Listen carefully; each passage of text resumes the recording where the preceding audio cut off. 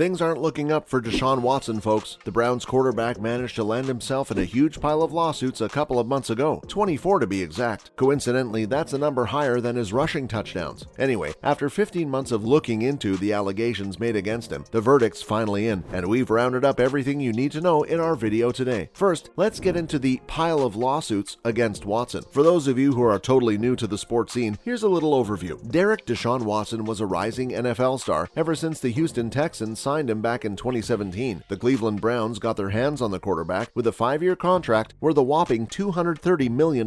That's a pretty big number, but it's looking like the team's newest asset could be their biggest liability. The big shot quarterback got himself in hot waters with more than 20 civil lawsuits, all accusing him of inappropriate conduct and sexual assault. Although, to be honest, it's more of a quicksand than hot waters because his career seems to be slowly sinking to the bottom. The question on everyone's mind since this whole thing started has been simple. Will he take his team down with him? Which brings us to the next important question. Did the Browns know what they were getting into when they signed Watson? You'd be surprised, but turns out they knew exactly what they were getting themselves into. We did not see that coming. Believe it or not, these accusations and allegations, or whatever you want to call them, didn't come out recently. In fact, it's been going on since March 2021. Yep, it's been a year and we're just getting the verdict. More on that later. It all started with an Instagram post. Politician and lawyer Tony Busby announced he'd be filing suit against the NFL star for alleged misconduct against women, most of whom were massage therapists. He didn't go into a lot of detail at the time, but his post started a wildfire against the quarterback. Even though Watson himself denied the allegations right away, saying he never treated women with anything other than the utmost respect, of course, he also took a dig at Busby and called him publicity-seeking plaintiff's lawyer. And just like that, 2 turned into 24 lawsuits. Scratch that, 25. We know what we said, but there's quite the story behind the 25th case that fell off the face of the earth. So let's see what that one was about. Full disclosure, the football star was looking at a total of 25 cases against him. That is, until it was dropped by the plaintiff. And guess what? She was a massage therapist. Looks like Watson has a pattern, or an MO if you will. Busby filed the case, and according to the plaintiff, Watson not only made them feel uncomfortable by exposing himself, but also masturbated on her during their second appointment together. They only had 2 sessions at the therapist's apartment, and according to the lawsuit, he didn't offer any sort of apology or an explanation for what he did. Not that there is any explanation for that kind of thing, but get this, apparently after everything, he got dressed, paid them $150 through Cash App, and left. The plaintiff was left humiliated and traumatized. FYI, she reserved her right to refile the case after her concerns about privacy and security are cleared out, and mysteriously enough, it never did clear out. Now, there was something about one of the plaintiffs falsely accusing the Brown star. In fact, his lawyers even found some solid evidence that proved the accusations weren't legit to begin with. Apparently, it was a classic case of blackmailing that happened somewhere around January. According to Watson's lawyer, a woman attempted to get a payday out of blackmailing him. Get this, they say she demanded $30,000 from the star for her indefinite silence about what was actually a consensual thing. But does that put a question mark on all the other lawsuits? And what about his career in the NFL? Which brings us to the verdict. Sue L. Robinson, who's the appointed disciplinary officer on the case, recommended that Watson should serve a 6-game suspension for his outright violating NFL's personal conduct policy. Basically, he's off the playing field until October 23rd, which is when the Browns are set to visit the Baltimore Ravens. But then again, is it punishment enough for all the gross accusations? Probably not. In fact, Robinson herself says it's entirely appropriate to more severely discipline players for their non-violent sexual conduct, which sort of begs the question, why didn't they go for a harsher sentence with this quarterback? Well, apparently, it doesn't feel appropriate. Yeah, kinda ironic, don't you think? Considering the nature of the charges against him. So they can't do anything without notice of the extraordinary change this position portends for the NFL and its players. At the end of the day, Deshaun Watson's only looking at a suspension, whatever that's worth, and no additional fines of any sort. There is the part where he cannot hire his own massage therapist in the future and will have to adjust with the team-appointed masseuses. Talk about devastating. Sure, that doesn't seem enough, but Robinson herself said that the NFL's attempting to impose a more dramatic shift in its culture without the benefit of fair notice. So suspending Watson for at least a year, especially before he could apply for reinstatement, is a big step for them, so they say. And for the question of the day, does the suspension mean he was in fact guilty? In one word, kinda. But it's a little more complicated than that. The NFL carried out a big fat investigation on the allegations against Watson, and guess what? They got their hands on enough evidence to label him guilty. So they found that he was engaged in sexual assault, according to the definition of the NFL, against 4 of the massage therapists that were mentioned in the report. So what happened to the other 20? Good question. Apparently Watson agreed to settle outside of court. Turns out he reached settlements in 20 of the prior suits way back in in June last year, and he agreed to 3 more just this Monday. We don't know about you, but the cases seem to be dropping like flies. If our math's correct, then there's only 1 lawsuit remaining, but we don't know which one of the therapists isn't ready to settle. Attorney Tony Busby, who's representing all 24 women suing Watson, is keeping the details on the DL, but we do know that Ashley Solis is among the women who decided to go for a settlement only recently. For those of you who don't know, Solis started it all. She was the first one to file a lawsuit against the Browns quarterback. Speaking of, here's what Watson himself has to say about this whole situation. To avoid turning this into another Depp versus Heard situation, here's Deshaun's side of the story. When the accusations against him first took social media by storm in 2021, he accused the plaintiff's lawyer of making it all about money when he made a baseless 6-figure settlement before filing suit. But Watson rejected the hefty demand because, unlike his lawyer, it wasn't about money for him. "It's more about clearing my name, and I look forward to doing that," he said in his initial statement. Of course, he knew he couldn't exactly get out of this situation without a good lawyer by his side, so he turned to Rusty Hardin, who apparently is real comfortable with the kind of person that Deshaun Watson is. Other than that, he didn't say much because A, he doesn't like to publicly comment without getting all his facts, and B, because the allegations were really inconsistent with the kind of person he is. Apparently, Watson has a great reputation in the Houston area. Doesn't sound like a good enough reason, but that's that. And it turns out Watson didn't really say much per se, but his agent, David Mulugeta, sure did. He took to Twitter and gave his followers a piece of his mind about the victims of sexual assault and the offenders. "Sexual assault is real. Victims should be heard. Offenders prosecuted," he tweeted. But he also added that people often fabricate such stories looking for some sort of financial gain, and they should also face consequences, and their victims should be heard. Hardin came back with a much more detailed statement after taking a couple of days to look into Watson's case, and this time round, he outrightly called all the accusations completely false. He revealed that they were able to unmask one of the plaintiffs, and apparently they found some solid evidence that proved the accusations were, in fact, untrue. And believe it or not, they even found something to back up his claim of innocence. Watson's lawyer initially said that they received a number of what he calls unsolicited comments after all the allegations. They came from many massage therapists who've worked with the star in the past year and didn't experience anything uncomfortable whatsoever. If we're to believe these women, then Brown's Watson is an absolute gentleman and a model client who never engaged in inappropriate conduct. According to Hardin, Deshaun was an outstanding, respectable, and compassionate man before all these lawsuits piled up and tarnished his name. Guess we can consider his name tarnished now. And that about wraps up our video for today, folks. What are your thoughts on Watson's case? Let us know in the comments. Don't forget to leave a thumbs up and subscribe to our channel for more videos like this. Thank you so much for watching our video, and we'll see you in the next one.